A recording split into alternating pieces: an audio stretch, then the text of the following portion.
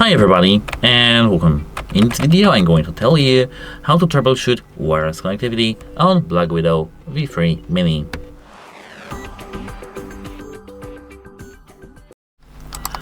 So, at first you have to check the battery. If you have your keyboard charged, you'll see the battery level in your application. If you want to charge it, just plug your USB Type-C cable here into the charging port. Apart from that, check if you have set the right mode in your keyboard. Here you'll see a switch. Pull the switch to the Bluetooth to set up Bluetooth and to 2.5 GHz to make sure that you have 2.5 GHz connection mode enabled.